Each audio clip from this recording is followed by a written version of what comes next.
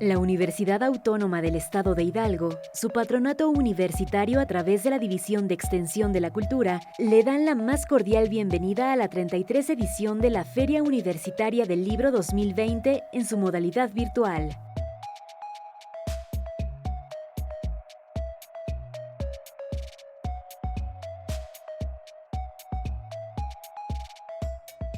Hola, ¿qué tal? Buenas tardes, buenos días, buenas noches a quienes nos estén viendo en esta presentación virtual, en esta feria virtual, la Feria Universitaria del Libro de la Universidad Autónoma del Estado de Hidalgo, la FUL, que cada año se realiza en su campus principal, Ciudad del Conocimiento, en Pachuca.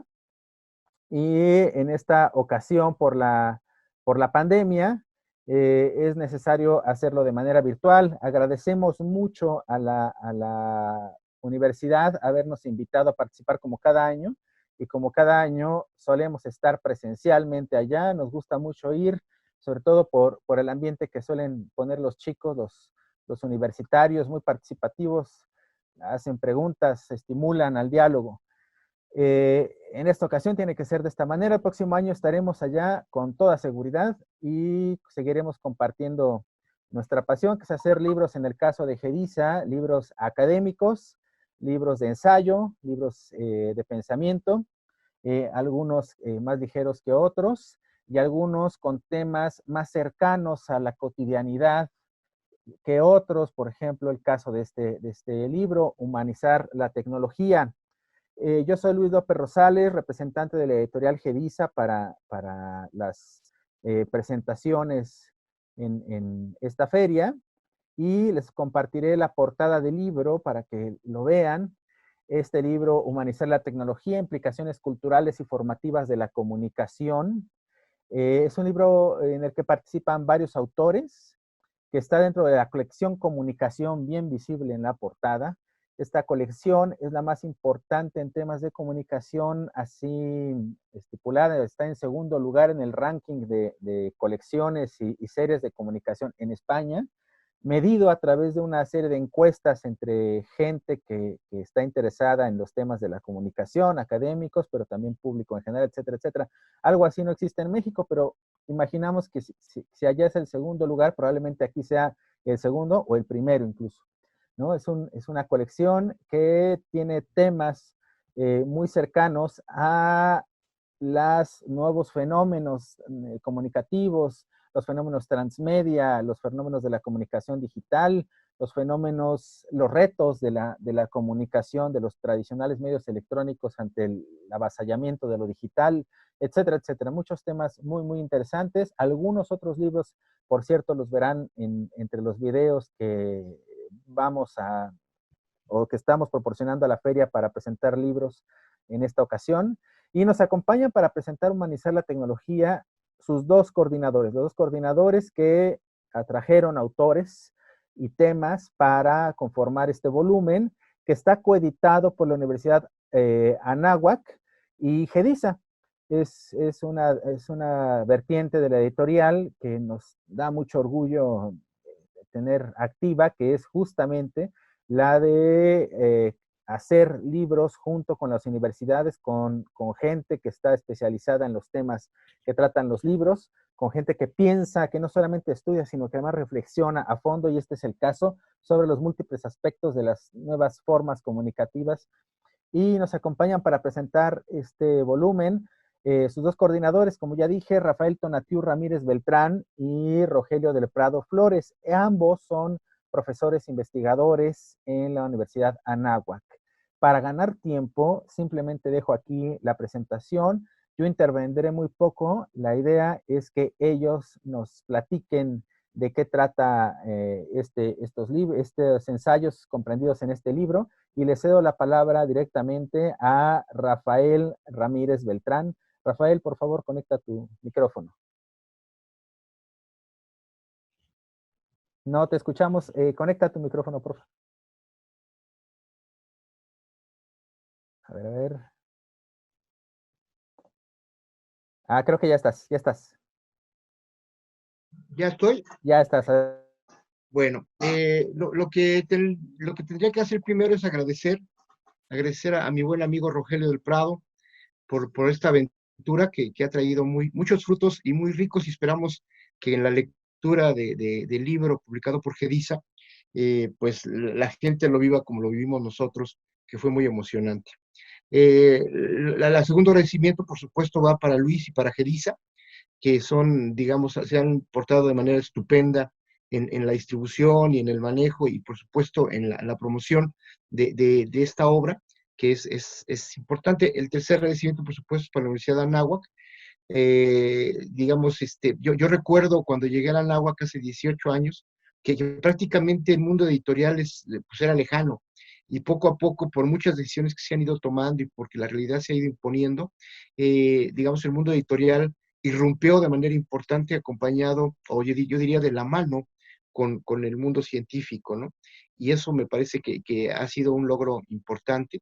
Entonces, agradecimiento desde el rector hasta nuestros directores de facultad, directora de centro, etcétera, y directora, por supuesto, también de la dirección, la coordinación editorial. Entonces, me parece que todo esto, pues, siempre tenemos que agradecer, y luego reconocer que también esto en principio, pues, fue un trabajo evidentemente de nosotros, pero con la colaboración, sin la cual pues hubiera sido muy difícil hacer una obra de este tamaño, de los estudiantes y los académicos del doctorado en investigación de la comunicación de la Facultad de Comunicación. Digamos, por eso siempre señalo yo que esta obra, sobre todas las cosas, está implicada en términos de docencia. Es decir, nosotros hemos participado ya casi una década en este doctorado, que empezó como doctorado de la comunicación aplicada, pero fue transformándose, y que ahora pues tiene reconocimiento del CONACYT, etcétera, pero que lo que nos ha dado mucho nos ha enriquecido, sobre todo, vuelvo a repetir, es esta participación de académicos y de alumnos en temas específicos.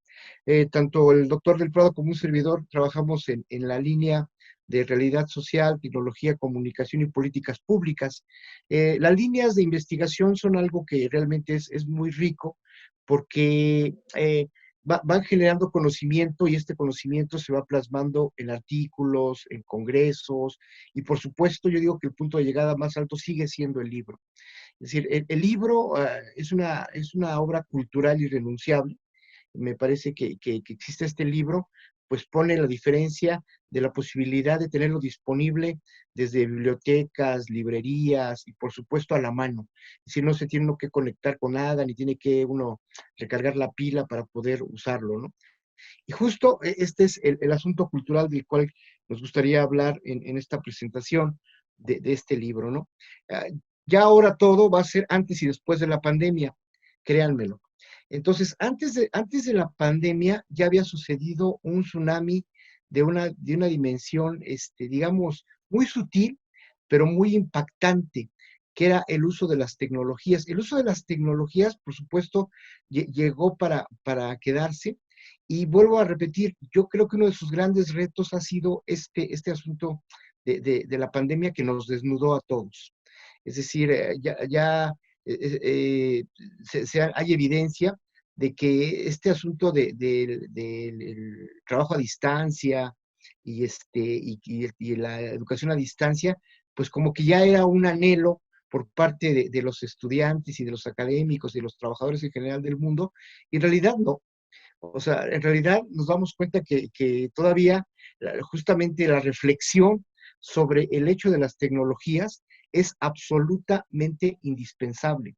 Suena muy bonito facebookear 10 minutos, pero trabajar 8 horas en una máquina no es nada agradable. Es decir, además, aislados, lejanos, etcétera, etcétera, ¿no? Entonces, nosotros nos dimos a la tarea básicamente de tratar de encontrar, digamos, aristas al asunto de la tecnología, y nos dimos, ¿por qué? Primero, el por qué. Nosotros nos debatimos siempre en el mundo científico, esa es la academia. La academia tiene como centro la ciencia, no tiene como centro, si hoy, por ejemplo, el debate está a través de la vacuna, ese debate no es un debate político de si tal o cual quieren que ya esté la vacuna, no, es un debate científico. y tampoco tiene que ver con las comercializadoras ni con las farmacéuticas, no, tiene que ver con gente que se rompe el lomo en su oficina o en su laboratorio tratando de hacer hallazgos y descubrimientos científicos. Ese es el mundo que también un poco se había despreciado en términos de una sociedad avasallada justamente por las redes sociales, donde parecía ser, y así parecían algunas evidencias, que las redes sociales eran el lugar donde se daba la verdad, ¿no? Y pues nos hemos dado cuenta que por supuesto que no es así. El lugar donde se cocina la certeza, la verdad es algo muy lejano, es evidentemente la ciencia, el mundo científico, con su rigor metodológico, con su fundamento epistémico, con su raíz. Entonces, nosotros al convocar, por ejemplo, a cada generación del doctorado, nos fuimos dando cuenta que había una insistencia en investigar una y otra vez las redes sociales, el mundo de Internet, las posibilidades de intercambio, las nuevas formas de desarrollo del conocimiento científico, etcétera, todo lo que pasara por este mundo digital. Y entonces nosotros le hicimos caso a esa realidad y el primer producto serio, sólido, contundente, ya tenemos una investigación también que se hizo, publicada por la Universidad de Tenerife, en términos de cuál es el impacto de los usos digitales de los alumnos. Pero después fuimos más ambiciosos y tratamos de convocar a los alumnos a que nos hicieran el trabajo, el favor de hacer un trabajo con sus académicos que tuviera como reflexión, como centro, este asunto, ¿no? Y nos dimos cuenta que era un asunto muy, muy importante en términos de que abordaba cuestiones, por supuesto, formativas, cuestiones, por supuesto, culturales, pero también otras. Por ejemplo, el uso de las tecnologías en las organizaciones las organizaciones de la sociedad civil o en las organizaciones como instituciones públicas y privadas, que también ya no pueden dejar, y menos que nunca, pueden dejar de usar las tecnologías. Entonces, esta reflexión nos llevó a varios hallazgos. Por ejemplo, el primero más importante es que la gran transformación no se da en la década de los 90 con los hallazgos y con el compartir este hallazgo del Internet en términos públicos y que los primeros, digamos, las primeras formas de conexión en Internet, sino ni tampoco se da ya con la socialización de las laptops o las computadoras más adelante, sino sobre todo por la irrupción a principios de la década que está terminando, o que terminó la década pasada, del teléfono inteligente, el smartphone. El teléfono inteligente puso en disposición de todas las personas el acceso, y cuando digo todas las personas, tenemos el primer capítulo, que es una investigación que se hace con estudiantes de educación básica y de educación media. Ellos pues confiesan abiertamente que usan las redes sociales y usan el Internet porque ya tienen teléfono celular y ese teléfono celular pues está conectado a diferentes instancias, ¿no? Pero ya decía, también nos dimos cuenta de cómo ha cambiado la forma de que leemos. A diferencia de lo que se piensa, en realidad hoy se lee muchísimo más, pero no se lee en términos de calidad, como decía antes, en términos de lectura de libros, sino se lee básicamente pues, justamente en línea, etcétera, etcétera, ¿no? Otro hallazgo son cómo digamos, las corporativos usan de manera insistente las redes. A veces yo diría, no puede ser que un director que pare a las 3 de la mañana, pues mande un mensaje, pero así están pasando en el mundo real las cosas, y parece que usan el vehículo de lo virtual, ¿no? Y también voy a dejarle a Rogelio que otros capítulos que están allá, pero también en términos de lo político.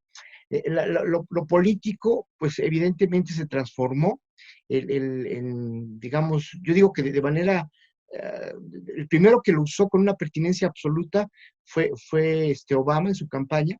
Nadie creía entonces que el YouTube o que otras plataformas pudieran, digamos, ser la marca y ser definitivas en el proceso electoral. Entonces, a partir de entonces, se transforma todo. Tengo que decir ahora que a mí me costaba trabajo hace pues 6 años o algo así, más, sobre todo hace 4, cuando empezaron a hacer las campañas ya también en todo el mundo por esta vía, y también los comunicados políticos, es decir, la comunicación política ya no se daba, por ejemplo, de la presidencia en cadena nacional, sino a través de tweets o a través de mensajes.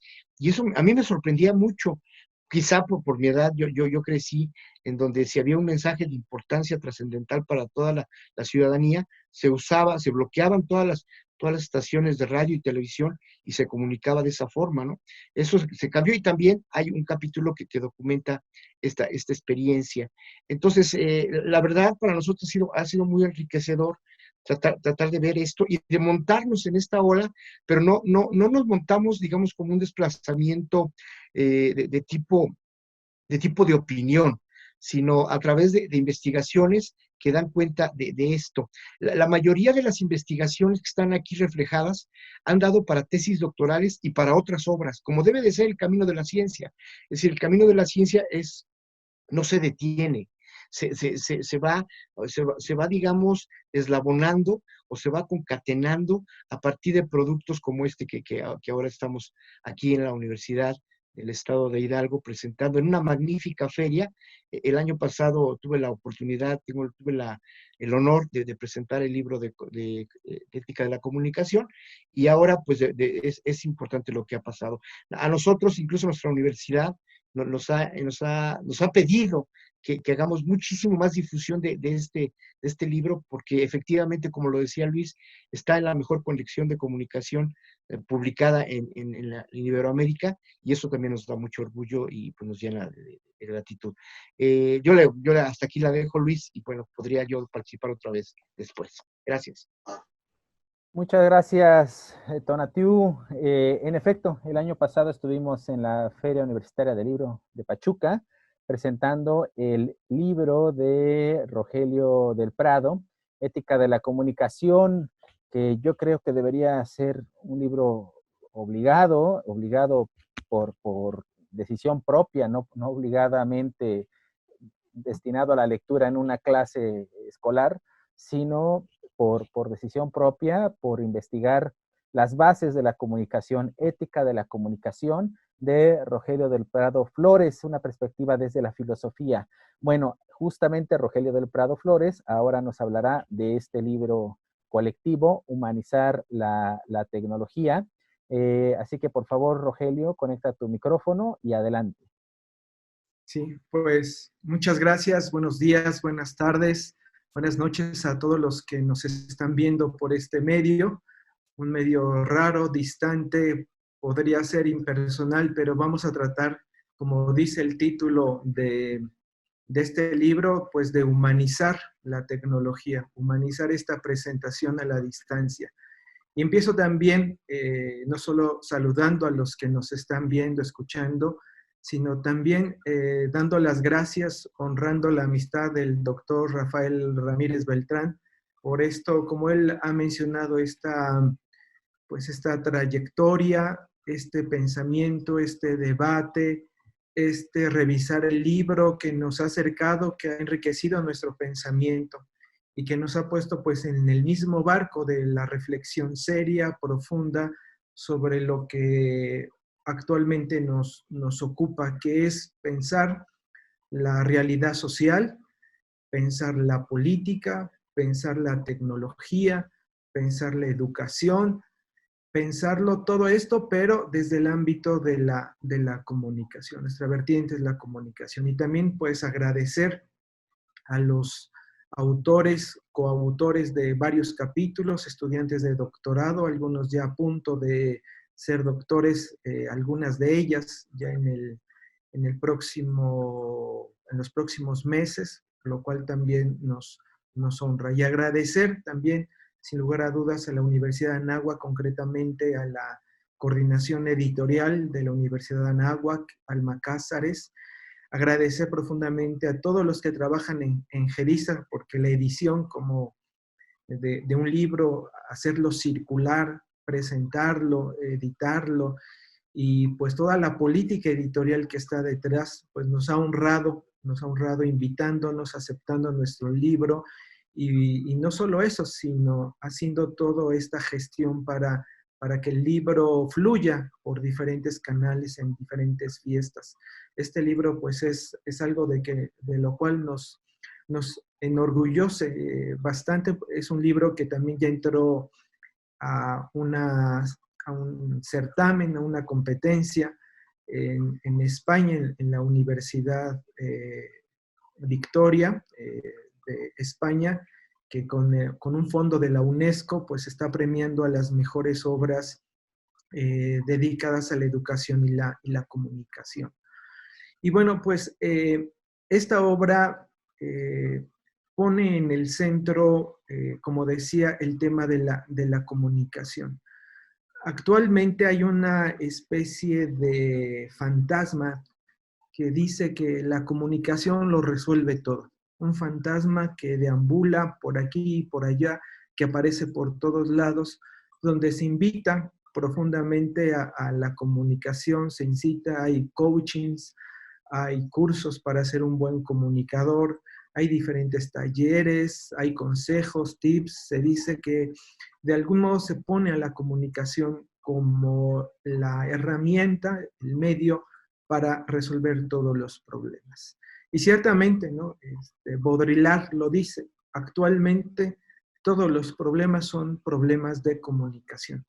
Sin embargo, nos encontramos con una realidad, que la comunicación es finita, que la comunicación falla, que hay distorsión en la comunicación. Incluso hablando de la comunicación humana, de la comunicación intersubjetiva entre padre e hijo, entre estudiante y profesor, entre políticos y ciudadanos, entre periodistas y sus lectores. Este libro aborda estas temáticas que ya el doctor Ramírez las había mencionado.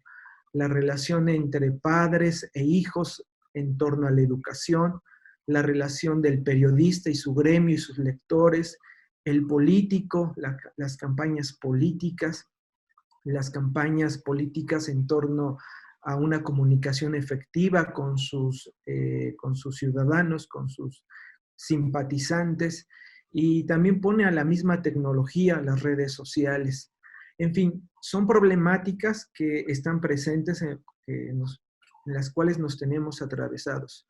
Sin embargo, como decía hace un momento, se tiene esta idea, este fantasma que yo digo, que nos hace creer que entre más comunicación, entre más cercanía, más encuentro comunicativo, pues los problemas se van a resolver. Pero nos damos cuenta que no solamente algo falla, sino que también la comunicación es una problemática. La misma comunicación hoy salta como un problema para el cual no estamos suficientemente preparados por una razón, porque nosotros somos implicados en la comunicación, somos juez y partes. La comunicación nos toma, la comunicación nos atraviesa. No es posible tomar distancia, digamos, como un científico de las ciencias empíricas toma distancia del átomo, de la célula, del material y lo observa y puede ensayar con él. Nosotros podemos tomar relativa distancia de la comunicación, pero no del todo. Nuestra mirada es una mirada subjetiva, una mirada implicada, una mirada que está atravesada por el mismo elemento del lenguaje, del signo, de los medios, y todos estos medios y estos signos y las palabras y los entornos comunicativos y los contenidos también juegan su papel. Incluso podríamos decir que la misma tecnología condiciona y determina la manera de comunicarnos hoy en día. Y entonces, por un lado está la buena intención de los interlocutores, por un lado está su afán de llegar a un consenso, acuerdos, pero por otro lado tenemos que el medio entra como un tercer elemento a hacer su partida, a jugar también, a determinar la manera y el modo de comunicarnos. Y la manera y el modo no es algo accidental. La manera y el modo de comunicarnos no es algo efímero, secundario, se ha vuelto algo fundamental y es lo que en este libro tratamos de pensar. El modo y el cómo nos vamos comunicando, porque en este modo y cómo y a través de qué medios y a través de qué recursos nuestra comunicación pues va a lograr o no lograr sus objetivos. De tal suerte que pues estar en este libro nos pone, no quiero decir la batalla, pero sí nos pone sobre un tablero de ajedrez, en el cual no solamente los seres humanos juegan esta partida de la comunicación, sino la misma tecnología, los mismos recursos de lenguaje a los que accedemos, el nivel cultural que nos atraviesa a nosotros, nuestro grado de conciencia democrática también está de por medio en todo esto. Entonces, frente a eso, tenemos que mover piezas en nuestra conciencia democrática, nuestra conciencia hacia la educación, nuestra conciencia entre relación entre periodistas y ciudadanos, de tal manera que para, digamos, ser, entre comillas, un estratega de comunicación, tengo que contar con la participación de piezas culturales, democráticas, políticas, económicas, tecnológicas, que no todas están a mi servicio o a mi disponibilidad. Entonces, en medio de este bosque muy tupido y muy denso en el cual nos encontramos, pues tenemos que afrontar esta realidad. Y siempre cito a un autor que me es muy importante, que es Bauman, que dice, al ciudadano le toca resolver las contradicciones del sistema. Yo, acomodando esta frase, diría, a cada uno nos toca atravesar en medio de este bosque tupido. Y a veces esa travesía por este bosque se da de la mano, pues, con estudiantes, con el hijo, con el ciudadano, con el periodista, con el político. Y a veces nos tomamos de las manos y a veces nos soltamos, pero en última instancia tenemos que atravesar ese bosque. Incluso estamos en medio de todo esto y no tenemos la posibilidad como de alzar la cabeza por arriba de todos los árboles y encontrar como la ruta y el sendero. Algo nos anima. Nos anima sin lugar a dudas nuestro deseo de una sociedad mejor, de una sociedad más justa, de unas relaciones éticas, nos anima el bien común, nos anima el deseo de verdad, pero también hay que ser conscientes que esta tarea se tiene que hacer cada día, ¿no? No es el ser humano, al ser un ser del lenguaje, sus recursos están de alguna manera, no quiero decir exactamente determinados, pero sí el lenguaje, sí la tecnología nos sube en un barco o en una carreta o nos da determinados zapatos para atravesar este bosque, ¿no? Podríamos hacer la metáfora como Sloterdijk lo hace, estamos en el mismo barco todos. A mí me gusta más la del bosque, porque en el bosque nos encontramos con diferentes árboles y elementos naturales que pues también juegan su papel. En el mar pues nos encontramos con un continente y que es imponente, ¿no? Pero en el bosque podemos ir haciendo camino, podemos ir haciendo brecha. Y este libro es eso, es un pensamiento en el que los estudiantes junto con nosotros, con un poquito más de experiencia, pensamos estas problemáticas y tratamos de hacer una redacción entendible, fluida, pensando no solamente en el académico o en el estudiante, sino este libro, pues creo que uno de nuestros propósitos, espero que el doctor Ramírez y yo hayamos logrado un poco esto de hacer accesible estas reflexiones sociológicas, políticas, filosóficas y de educación, de teorías, tratarlas de hacerlas accesibles, ligeras para pues un público más mayor, ¿no? La idea es universalizar nuestro conocimiento, nuestras experiencias y que nuestra práctica docente del doctorado pues no solamente se quede en una tesis de doctorado, que ya es mucho, sino que pueda desparramarse por los lectores, ¿no?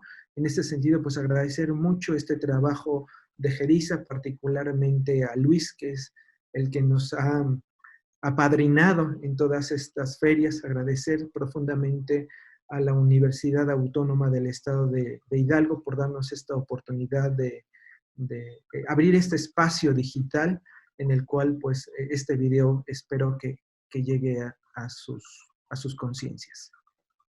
Muchas gracias a ustedes y bueno, es un placer siempre estar en contacto con los distintos autores de Geriza. Verdaderamente voy aprendiendo, obviamente no conozco a veces o casi nada de los temas que tratan los libros. Y bueno, pues gracias a ambos por estas primeras palabras. Tenemos relativamente poco tiempo.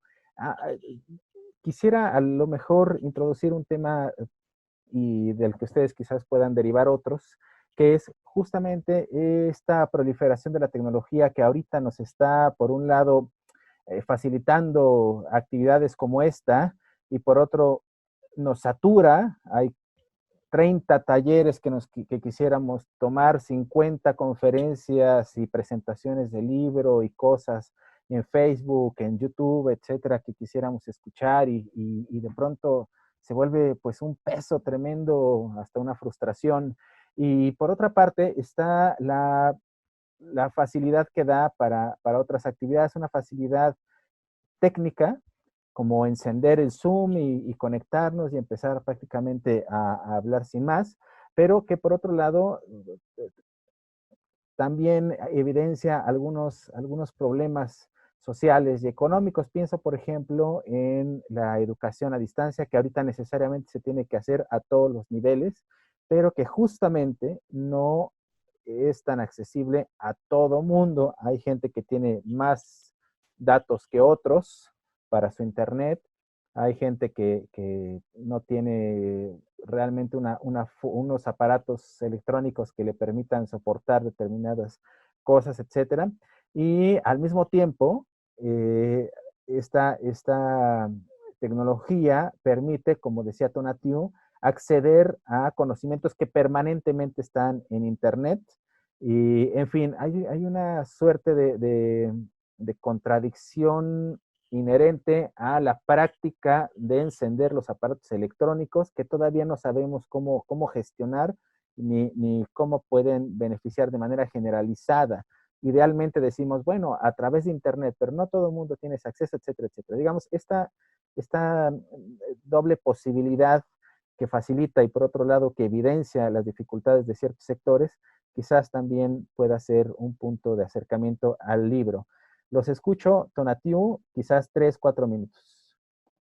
Ayer leía justamente cómo el acceder, por ejemplo, cuando íbamos a la escuela, que todos tuviéramos los mismos libros, los mismos uniformes, a veces hasta el mismo calzado, digo, con diferencias, nos unificaba, nos ponía en un punto democrático, educativo, y ahora no.